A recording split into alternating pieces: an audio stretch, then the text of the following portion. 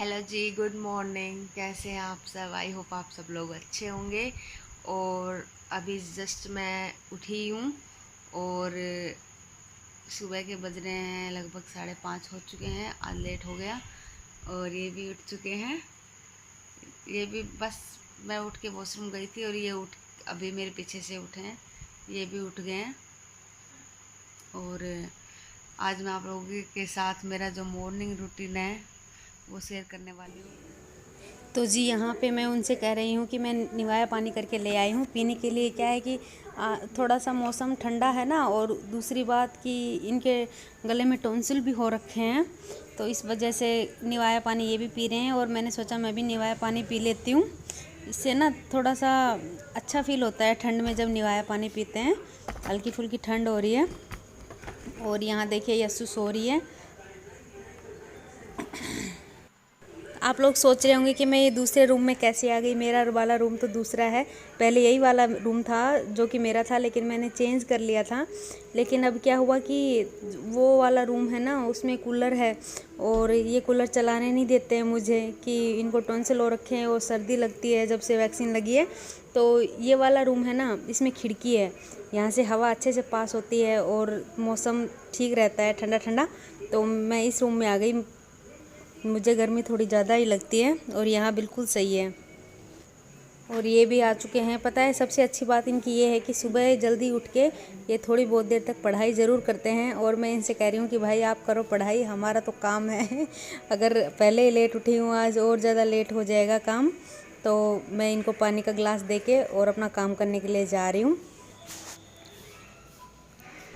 तो जी आमतौर पे सभी घरों में कोई भी काम शुरू करने से पहले, मतलब घर का कोई भी काम करने से पहले सबसे पहले बासी झाड़ू ही लगाई जाती है। तो मैं यहाँ पे जो सुबह की पहली झाड़ू होती है वो लगा रही हूँ, उसके बाद ही दूसरा काम किया जाएगा। और क्योंकि कल गुरुवार था तो मैंने आज 3 दिन के कपड़े हो रखे थे तो मशीन भी एक साइड लगा दी। क्या है कि टाइम से जब कपड़े धुल जाते हैं ना तो काफ़ी सुकून सा मिलता है, क्योंकि कपड़ों वाला काम काफ़ी देर में पूरा होने वाला है। पहले इनको धो, फिर निचोड़ो, फिर सुखाओ, काफ़ी लंबा प्रोसेस है, इसलिए मैं सुबह सुबह ही मशीन लगा देती हूँ। अब इस महीने लगा लेते हैं, फिर उसके बाद तो श्राद्ध शुरू हो जाएंगे, तो श्राद्ध में तो ऐसे कपड़े नहीं धोते ना जल्दी, तो अभी तो मैं धो लेती हूँ। तो जिस सुबह के बज रहे हैं लगभग 6:30 और देखिए दिन निकलना शुरू हो गया है। मैंने सोचा कि एक बार दोबारा झाड़ू लगा ली थी मैंने और सोचा कि एक बार पोंछा लगा देती हूँ इधर से, क्योंकि काफ़ी गंदा हो रखा है। क्योंकि बारिश का मौसम है ना, तो बार बार चप्पलें लेके आते हैं ना तो ख़राब हो जाता है। और फिर मैंने जब सब लोग जग जाएंगे तो बहुत ज़्यादा दिक्कत आती है पोंछा लगाने में, सब लोग पोंछे के अंदर से घूमते हैं, इसलिए मैंने अभी पोंछा लगाना शुरू कर दिया और मैं वाइपर से पोंछा लगा रही हूँ आज। और ना आज मेरी चप्पल टूट गई तो मैं बड़ा संभल संभल के पोंछा लगा रही हूँ, क्योंकि ये इस फर्श पे है ना फिसलते बहुत ज़्यादा जल्दी से हैं। और दूसरी बात, जब गिल्ला होता है ना ये फर्श तो मतलब पूरे 100% चांस होते हैं, क्योंकि मैं 1-2 बार फिसल चुकी हूँ पहले इस पर। तो मैं बहुत धीरे धीरे पोंछा लगा रही हूँ कि कहीं फिसल ना जाऊँ। चप्पल जो टूट गई आज मेरी, दूसरी लानी पड़ेगी नई चप्पल। और अभी मैं जो मूंगफली की चटनी है उसको बनाने की तैयारी कर रही हूँ। क्या है कि आज ये उत्पम खाएंगे ब्रेकफास्ट में, तो मूंगफली की चटनी और नारियल की चटनी और साथ में उत्पम हो जाएगा तो खाने में अच्छा लगेगा। ये दोनों चटनियों के साथ उत्पम अच्छा लगता है ना, आप लोग भी ट्राई कीजिए। तो मैं एक बार ये मूंगफली सेक लेती हूँ ताकि जो इसके छिलके हैं वो उतर जाएँ और इसमें एक क्रिस्पी पन सा आ तो जी जाएगा। देखिए, मेरी ठीक है। मूंगफली है वो छील चुकी है और साथ ही में मैंने देखिए इसके अंदर लहसुन भी छील लिए हैं। अब इसके अंदर लाल मिर्च, जो साबुत लाल मिर्च है वो डालकर और हरी मिर्च डाल के, नमक, जो अपन मसाले यूज़ करते हैं वो सब डाल के मैं इसको पीस लेती हूँ और बारीक पीसना है इसको। तो चलिए शुरू करते हैं। तो जी फाइनली मेरा काम धाम ख़त्म हो चुका है और अभी मैं जस्ट नहा के आई हूँ बस। और यस्सु बाहर चली गई थी, वो कह रही थी मम्मा मैं भी नहाऊंगी, पर उस टाइम लाइट नहीं थी तो पानी नहीं गर्म था, फिर मैंने उसको बाहर भेज दिया थोड़ी देर उसकी माँ के साथ। तो जी आपसे लोगों से मैं एक बात शेयर करना चाहती थी कि कल मेरे पास एक कमेंट आया था, नाम नहीं बताऊंगी मैं उनका, ऐसे ठीक नहीं लगता ना।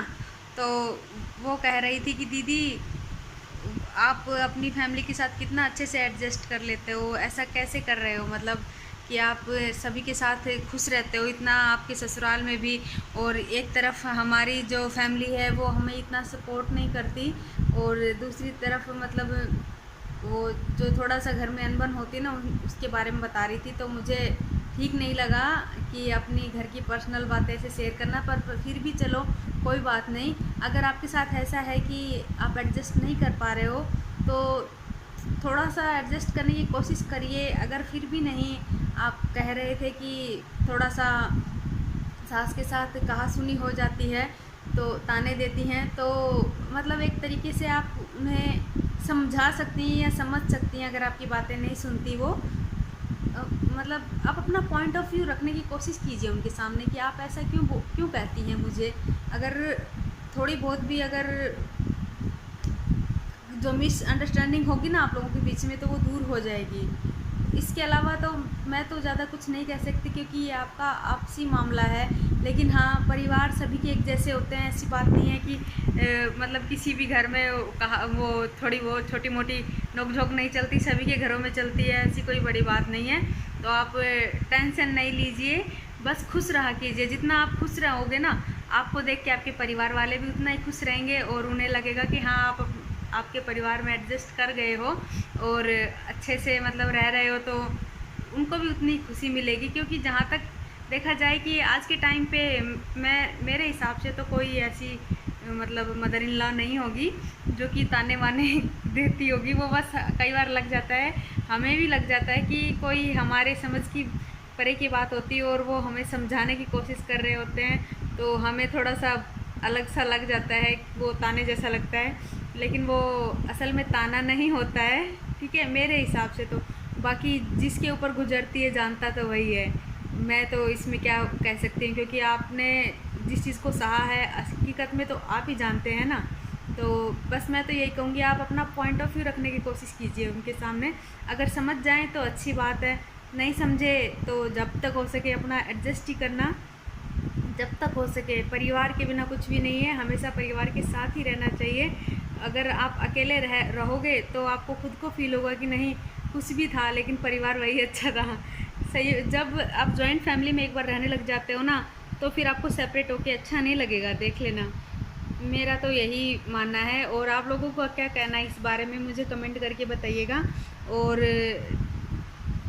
बस मैं तो यही कहूँगी कि इस टाइप के कमेंट्स का रिप्लाई थोड़ा मैं कम ही कर पाती हूँ, क्योंकि मुझे खुद को नहीं पता होता कि क्या ऐसी सिचुएशन को कैसे हैंडल करना चाहिए। बस मैं तो यही समझती हूँ, थोड़ा सा एडजस्ट करके चल लेंगे तो सबसे अच्छा होगा। नहीं, आपका क्या कहना है इस बारे में बताइएगा मुझे। हम मिलते हैं नेक्स्ट ब्लॉग के अंदर, क्योंकि देखिए मैंने आज इतनी ज़्यादा लेट हो गई कामकाज में कि बस खाली आप डांटना मत, थोड़े से 2-4 बादाम ही खाए हुए हैं, और यस्सु को खाना खिलाया था तब छोटा सा पराठा खा लिया था, उसके अलावा कुछ नहीं खाया हुआ। तो मैं अपनी पेट पूजा कर लेती हूँ भगवान जी के सामने हाथ जोड़ के। एक बार भगवान जी के सामने हाथ भी नहीं जोड़े हैं, मैंने सोचा वीडियो में लेट हो जाएगा ना, तो पहले ये भी तो पूजा ही है, ये नहीं, ये भी तो काम है भाई। तो पहले इसको कर लेती हूँ, फिर भगवान जी के सामने हाथ जोड़ के और फिर मैं कुछ खा लूँगी। हम मिलते हैं नेक्स्ट ब्लॉग के अंदर, तब तक के लिए बाय बाय, टेक केयर।